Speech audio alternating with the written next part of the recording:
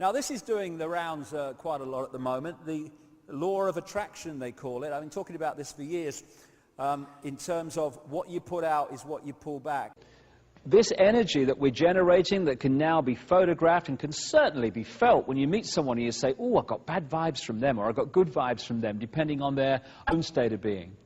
This energy is the energy that creates our reality, because it attracts to us a reflection of itself, and what that energy reflects is our inner self, our emotional, spiritual, and mental state. So when we feel fear, we attract to us fear. We attract to us what we most fear. And this is the ultimate evolutionary genius. It's what I call designer evolution. Because of this system of what we put out is what we get back, we constantly see a reflection of our inner self in our everyday life. Therefore, we can see our inner self in a physical way and learn from the experience and move on. Also, fear is the greatest block on evolution.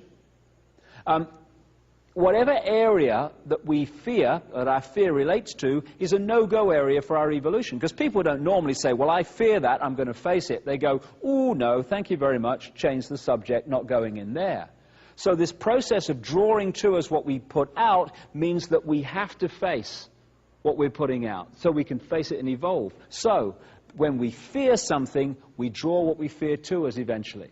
When we put out anger, we draw to us anger. When I was having my angry period, in the 1970s particularly, my life was a series of angry confrontations. I was working in the media and the BBC and all that stuff, and wherever I went, I was attracting angry people all the time.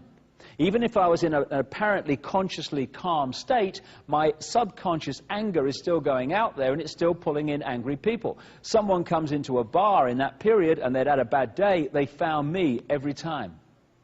And then I realized, and I started to ask a few questions, what's the common denominator of all these angry confrontations? Oh yes, it's you. So what goes on? What's causing them? Why? Started to realize, because I was angry, I was attracting anger. There was a lovely song that I came across by an American group which said, if you hold anger, guess what comes to you? A lot of very angry people do. And I certainly know that to be true. And when I've observed my own life and the lives of others, it's very obvious that what they're putting out in their state of being is creating their physical life. And there's nothing more debilitating, more controlling and limiting than the victim mentality. We're encouraged by this manipulation throughout our lives to see ourselves as victims, to blame someone else. Oh, I'm a victim, I'm in this situation because of A, B, C, D, and on it goes. And when we're in that state, we're going to stay in that state, because when you think you're a victim, the victim vibe goes out, the victim circumstance goes in. When you say, hey, I'm not a victim, I'm in control of my life, I've created these circumstances I don't like, therefore I can create circumstances I do. At that point, the victim mentality is gone. Victim circumstances stop being attracted, and suddenly people come into your life who are just the people you need to get you out of the circumstances you don't like. And if you don't realize what's happening, and most of us don't at the time, we say, oh my God, mate, I was so lucky. This fella came into my life at just the right time, this person, I couldn't believe it. Amazing luck. No. You pulled them in because your state of being had changed and you synced with what you needed to get out of that situation. We are so in control of our destiny, it's unbelievable. And yet billions are persuaded they're not, and therefore they create a very different reality. So if we're in fear, we can attract a reflection of fear. But when we emit love, we create a very different energy. Therefore, we create a very different reality. It's just a choice. Everything is just a choice. I keep hearing people say, oh, I had no choice, mate. I had to do it. We never have no choice. We have choices we'd like to make, choices we'd rather not make, but we never have no choice. It's a cop-out. And some people find it very difficult to take this on because it's much easier in their own mind to blame someone for what happens in our lives. Much more of a challenge to say, hey, I've created this, I'm responsible for it. But when you do, you stop creating what you don't like and you start creating what you do. Relationships. Relationships are a vibrational attraction. We draw them in. when we sync with people, we sync with them energetically, you have a relationship. Then for whatever reason, someone might change and their energetic field changes, their magnetism changes or whatever, their vibrational field changes, and suddenly it's not syncing with that person anymore. In the holographic play-out world, we say that relationship has broken down and they've parted. Well, they've parted vibrationally. And sometimes, you know, that's good because you get things from each other and you learn from each other, and then, hey, it's time to move on and have other experiences. But it's the vibrational connection that draws them in. It's the same with jobs. It's the same with luck. Luck. Why are some people lucky and why are some people unlucky? Because what they're putting out is what they're drawing towards them. I watch in sport and football and stuff, and sports people. These people that they get so close to winning, but they never quite can win. It's almost like they're frightened of winning. When I observe some of this stuff psychologically, it's almost as if they can't believe that it's possible for them to win. Oh no, that happens to other people. It doesn't happen to me. So when you get to that point where you're just about to achieve, somehow in the holographic play-out world, you manifest something that actually stops you winning, even though it seems to be no problem, it's going to happen. And it's what people call having a self-destruct button. Just when you're about to achieve something, where's the button? Boom! Oh, something's happened, and it doesn't achieve what is obviously going to happen. It's because of the energy we're putting out, which is a reflection of our mental and emotional state. And one real big energetic magnetic attraction of reality is intent, I've found. Intent.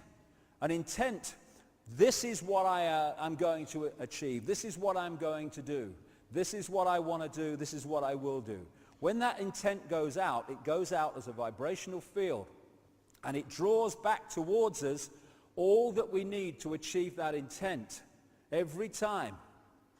The thing is, at this point, it breaks down with so many people because what they need to experience to achieve the intent they say they want is not something they'd like to experience. So I'll bugger that for a game of soldiers. I'm not having that. I don't want it that badly.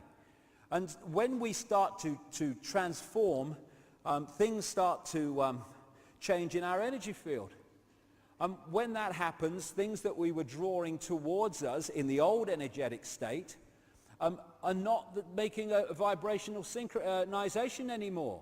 And so in the holographic play-out world, relationships break down, or you lose your job, or you move home, or something happens. Your life changes in the play-out world of the projected holographic reality because what's projecting it has changed. And so when we put out an intent, this is what I want to do. I want to expand my mind. I want to open my mind. I want to connect the true magnitude of who I am. There are things that come towards you that you don't often like very much, but it's necessary to break down those structures within us so that that intent can be fulfilled. There's this DVD that's been going around for a little while now called The Secret, which is based on the law of attraction. And, you know, I think the principle, there's a lot to be said for it, but I do think it can be very simplistic sometimes, this stuff about law of attraction. The idea that if you keep visualizing a Ferrari, that somehow you're going to have a Ferrari, and, you know, and you put Ferraris all around your house. You know, I'm visualizing I'm going to get a Ferrari. Well, the thing is, maybe you will get a Ferrari. Good luck to you. Don't see myself anything in them, but that's just me.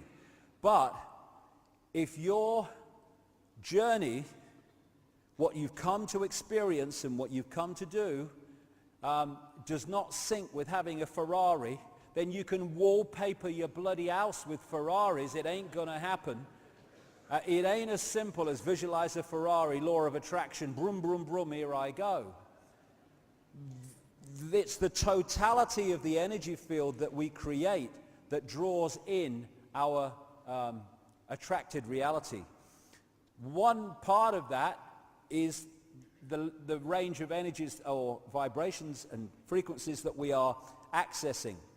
The more expanded that is, the larger our state of awareness, the more our energy field in embodiment is affected by that. That affects what goes out, it affects what comes in. What our energy field contains from all these different influences together makes the magnetic connection which we draw into us.